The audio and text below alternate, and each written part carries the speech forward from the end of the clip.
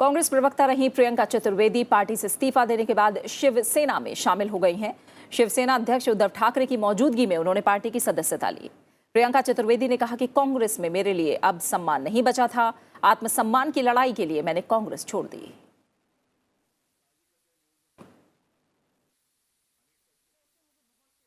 दुख मुझे इस बात का तब हुआ जब खुद ही पार्टी के कुछ लोगों ने इस तरीके की टिप्पणी की मेरे बारे में। उम्मीद ये थी कि सस्पेंशन हुआ, मैंने ज़्यादा किसी के सामने बोला नहीं था, जो इंचार्ज थे वहाँ पे रखा।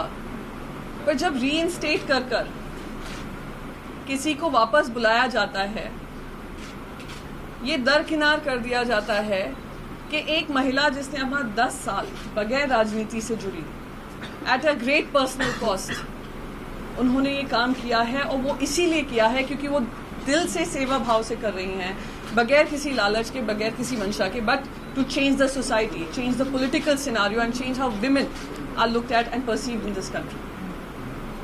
बहुत लेट डाउन वाली फीलिंग हुई और मुझे लगा मेरी आत्मसम्मान की लड़ाई अगर आज मैंने नहीं लड़ी तो बहुत सारी महिलाएं हैं वहां पर जिनको मैं फेल करूंगी।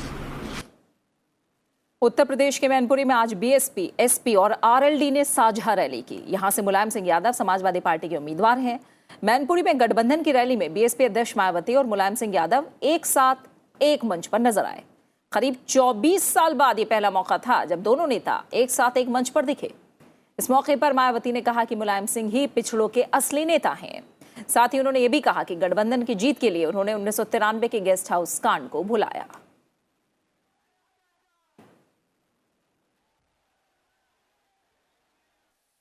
पिछड़ों के और या खासकर पिछड़ों के असली व वास्तविक नेता श्री मुलायम सिंह यादव जी को ही फिर से इनको इस बार संसद में चुनकर जरूर भेजना। जिनकी विरासत व मूवमेंट को अब इनके एकमात्र उत्तराधिकारी श्री अखिलेश यादव इसे अपनी पूरी ईमानदारी व निष्ठा से संभाले हुए हैं और निभा भी रहे हैं। कांग्रेस महासचिव प्रियंका गांधी उत्तर प्रदेश में चुनाव प्रचार कर रही हैं। प्रियंका गांधी ने आज कानपुर में रोड शो किया। कांग्रेस महासचिव ने घंटाघर से रोड शो की शुरुआत की। कानपुर के कांग्रेस उम्मीदवार श्री प्रकाश जायसवाल के लिए उन्होंने प्रचार किया। प्रियंका गांधी ने इससे पहले राज बब्बर के लिए भी रोड शो किया था।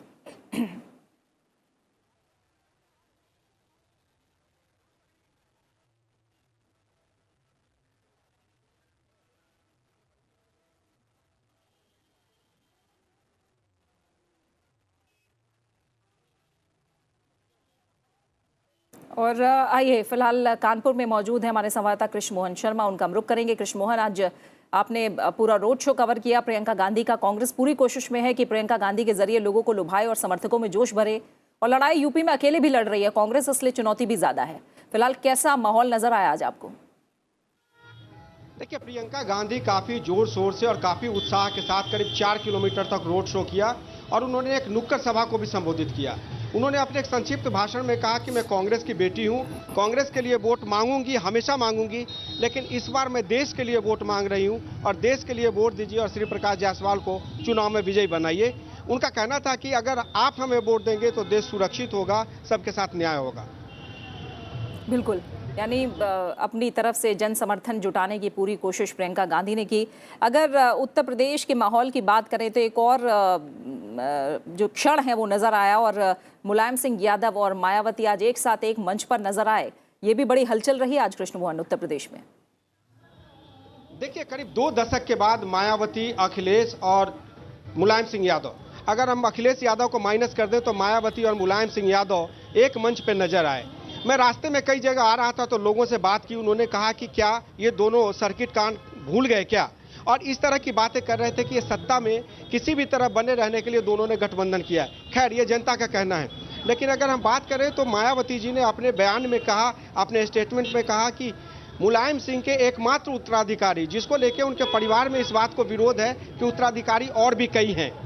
बहरहाल जो बातें हो रही हैं कि उत्तर प्रदेश में मुकाबला बहुत दिलचस्प है और इसमें यह देखने वाली बात होगी कि महागठबंधन और कांग्रेस क्या कर पाती है। बिल्कुल, बहुत बहुत शुक्रिया इस तमाम हलचलों को, सरगर्मियों को उत्तर प्रदेश में जो फिलहाल चल रही हैं चुनाव को लेकर, उसकी जानकारी हम तक पहुंचाने के लिए कृष्ण मोहन फिलहाल आपका। लेकिन अभी हम रुक करेंगे हमारे संवाददाता रजत केन का, जो कि पलक्कड़ से इस समय हमारे साथ जुड़े हुए हैं। रजत, तीसरे चरण में जिन सीटों पर सबसे ज्यादा नजरें हैं उनमें एक सीट वायनाड भी है, जहां से कांग्रेस अध्यक्ष राहुल गांधी चुनाव लड़ रहे हैं। और वायनाड संसदीय क्षेत्र को एक तरह से कांग्रेस की सुरक्षित सीटों में से एक माना जाता है। 2009-2014 में लोकसभा चुनाव में कांग्रेस के एमआई शानवास जीते और उनके निधन के बाद से 2018 से सीट खाली है। और एक और दिलचस्प बात जुड़े जो लगातार यहाँ रही है कि जो वोट का अंतर रहा वो हालांकि 2014 में काफी कम हो गया कांग्रेस का, और सीपीआई भी कह रही है कि इस सीट से उतरकर एक तरह से उन्हें चुनौती दी राहुल गांधी में। ये तमाम अगर पहलू देखे जाएं तो कितना दिलचस्प मुकाबला इस सीट पर नजर आ रहा है? शुक्रिया प्रीति। मैं कहूंगा कि केरला की जो चुनाव होने वाला है वो अब परसेप्शन और उसकी इंटरप्रिटेशन को लेके जो है उस पर काफी निर्भर करता है। एक तरफ एलडीएफ है, एक तरफ यूडीएफ है। एलडीएफ जो है वो लेफ्ट लीड करती है और जो यूडीएफ है वो कांग्रेस लीड करती है। नाउ राहुल गांधी का मैदान में आना जो है इतना परसेप्टिव हो गया है केरला का जो एक तरह का पूरा चुनाव जो है, ये सीधे तौर पे जो है कई सवाल ये भी हैं कि क्या जो दोनों गुट इतना पुरजोर एक दूसरे से लड़ते हैं, और राहुल गांधी का वायनाड से लड़ना, क्योंकि उनका मुकाबला सीधे तौर पे जो है एलडीएफ के कैंडिडेट से होगा, तो क्या आगे इनका किस तरह से रुख रहेगा दोनों पार्टीज का। एक तरफ लेफ्ट और कांग्रेस जो है अपने आप को एक साथ दिखाते हैं, लेकिन यहाँ पे जो एक दूसरे से लड़ रहे हैं। हालांकि केरला वो स्टेट है जहाँ पे दोनों पार्टीज जो है पुरजोर तरीके से एक दूसरे से लड़ती आई हैं। 2004 में भी जब जो है चुनाव के बाद जो है रिजल्ट के बाद जो है जब लेफ्ट यूपीए में शामिल हुआ था, तब भी जो है पूरा का पूरा केरला लेफ्ट ने स्वीप किया था। लेकिन पिछले दो जो चुनाव हुए हैं 2009 और 2014, उसमें कहें तो यूडीएफ की परफॉर्मेंस ठीक रही है। और 2014 में भी जो केरला से कांग्रेस को 10 सीटें मिली थी। हमें याद होगा कि पूरे के पूरे चुनाव में कांग्रेस को सिर्फ 44 सीटें मिली थी और उसमें केरला से एक काफी बड़ा चंक आया था। तो यहाँ पे जो चुनाव है काफी परसेप्टिव हो गया है। राहुल गांधी का यहाँ पे आना जो है, हालांकि जो अगर किसी कांग्रेसी से बात करें तो वो कहेंगे कि जो दक्षिण में जहां कांग्रेस थोड़ी पिछड़ती नजर आ रही थी उसको रीइनवाइगरेट करने के लिए, मतलब वहां जान फूंकने के लिए जो है राहुल गांधी यहाँ पे आए हैं। कोई जो है किसी एक पर्टिकुलर जो है पार्टी से नहीं लड़ने, क्योंकि जो कांग्रेस की लड़ाई है वो सिर्फ बीजेपी से है। हाँ, बिल्कुल। बहुत बहुत शुक्रिया फिलहाल रजत केन इस जानकारी को हम तक पहुंचाने के लिए फिलहाल आपका। और आगे बढ़ते हैं। चुनाव आयोग द्वारा 72 घंटे के बैन लगाए जाने की अवधि समाप्त होने के बाद योगी आदित्यनाथ ने आज इटावा में जनसभा को संबोधित किया। समाजवादी पार्टी के गढ़ कहे जाने वाले इटावा में उन्होंने एसपी बीएसपी के गठबंधन पर जमकर निशाना साधा। 2019 लोकसभा चुनाव में गठबंधन को उन्होंने जीरो बताते हुए मोदी सरकार की योजनाओं की उपलब्धियां गिनाई और कहा कि केंद्र की कांग्रेस सरकार और प्रदेश की समाजवादी सरकार में जो मुमकिन नहीं था, मोदी सरकार ने उसे मुमकिन कर दिखाया है।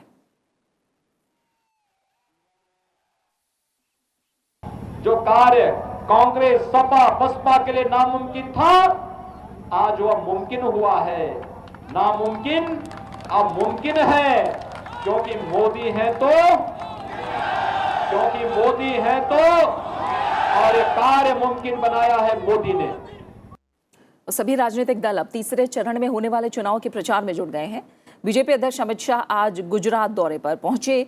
बीजेपी अध्यक्ष अमित शाह ने गृह राज्य गुजरात के छोटा उदयपुर में एक चुनावी जनसभा को संबोधित किया। उन्होंने कहा कि पूरे देश में प्रधानमंत्री नरेंद्र मोदी की लहर है और गुजरात में बीजेपी लोकसभा की सभी 26 सीटों पर जीत दर्ज करेगी। उन्होंने कहा कि प्रधानमंत्री नरेंद्र मोदी ने घर घर तक बिजली पहुंचाने का काम किया।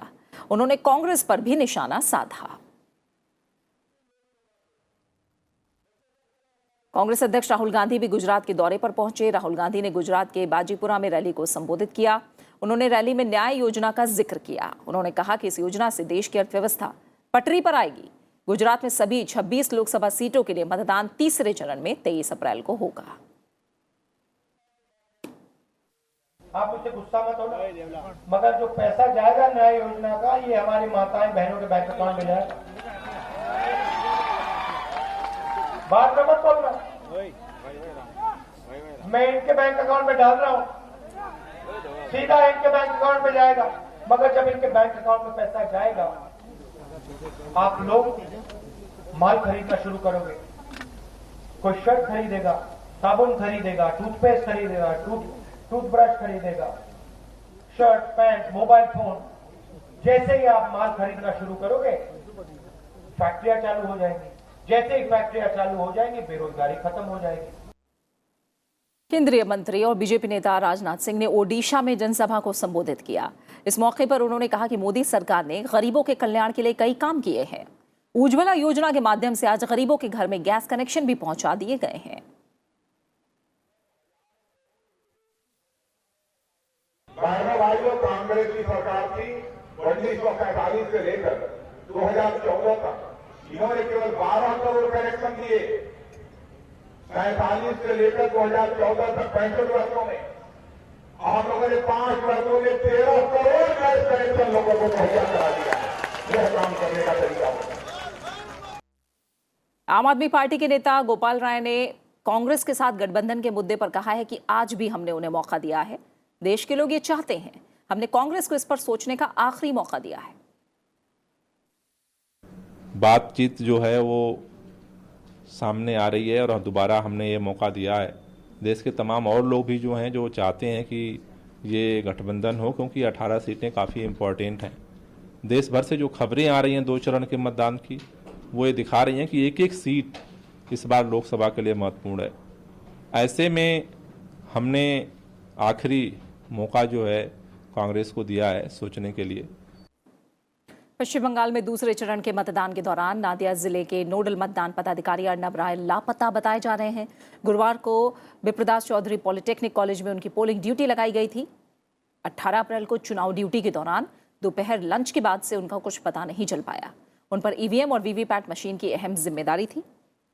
फिलहाल पुलिस ने इस मामले की जांच शुरू कर दी है।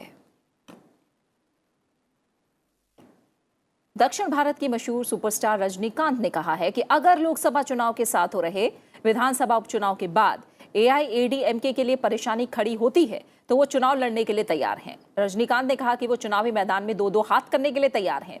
उन्होंने कहा कि वो 23 मई के बाद इस बारे में फैसला लेंगे।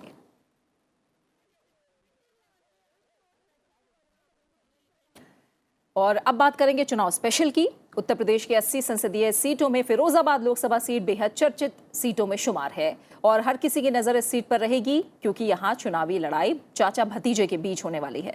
समाजवादी पार्टी के सांसद अक्षय यादव एक बार फिर फिरोजाबाद से अपनी किस्मत आजमा रहे हैं, जिन्हें चुनौती चाचा शिवपाल सिंह यादव से मिल रही है। वहीं बीजेपी भी इस सीट पर जीत के लिए पूरा जोर लगा रही है। चूड़ियों के शहर के नाम से मशहूर फिरोजाबाद का हाल बता रहे हैं हमारे संवाददाता नविक्रम सिंह।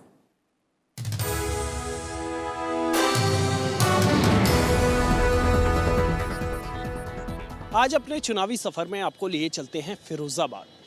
मुलायम सिंह यादव घराने की परंपरागत सी सीट बन चुके फिरोजाबाद में इस बार मुकाबला दिलचस्प है।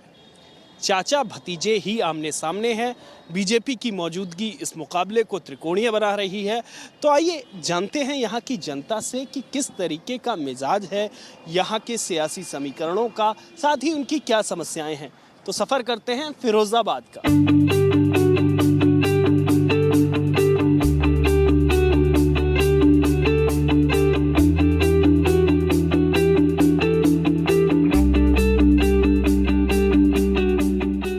परिवार के 2 दिग्गजों की लड़ाई के लिए इन दोनों मशहूर फिरोजाबाद वैसे जाना जाता है अपनी चूड़ियों के लिए।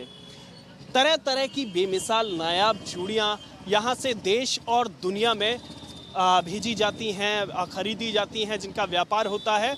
लेकिन इन दिनों यहां जो सियासी हालात हैं, जो राजनीतिक उथल पुथल है, क्योंकि 2 दिग्गजों की लड़ाई है, दोनों मुलायम परिवार से आते हैं, दोनों एक साथ पार्टी में काम कर चुके हैं।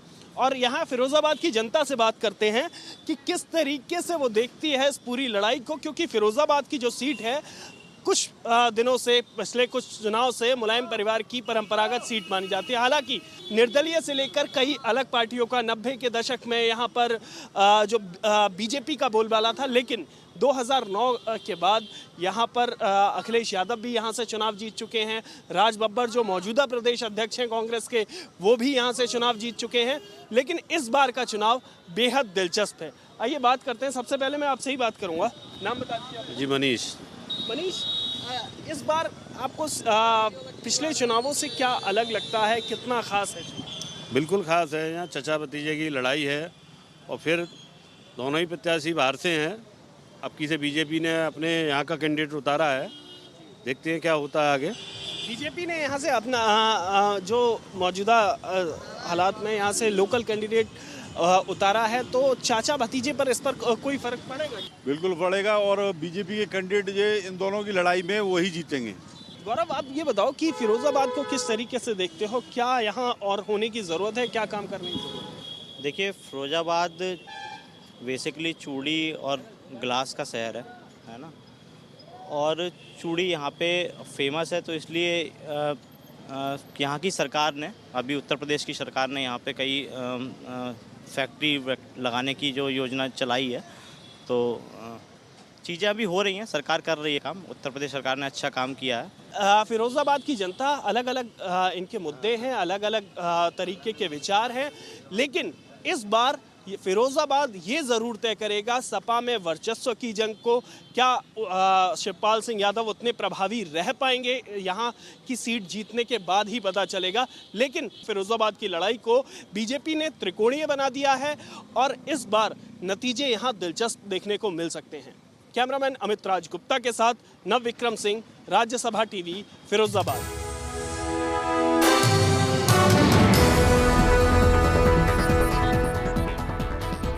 बीजेपी के वरिष्ठ नेता और केंद्रीय वित्त मंत्री अरुण जेटली ने कहा है कि देश राजनीतिक अस्थिरता के दौर को पीछे छोड़ते हुए अब पूर्ण बहुमत के साथ एनडीए को चुनने की राह पर आगे बढ़ रहा है।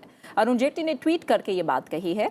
लोकसभा चुनाव के 2 चरणों के दौरान हुए मतदान को देखते हुए वित्त मंत्री अरुण जेटली ने कहा कि जनता प्रधानमंत्री नरेंद्र मोदी के पक्ष में जाती दिख रही है और इससे विपक्षी पार्टियों की नींद उड़ गई है, क्योंकि मोदी सरकार के खिलाफ उन्होंने झूठ का जो प्रचार किया था वो वोटरों को लुभा नहीं पाया। अरुण जेटली ने ट्वीट किया कि इस बार पूर्वोत्तर, पश्चिमी बंगाल और ओडिशा के नतीजे बेहद चौंकाने वाले होंगे।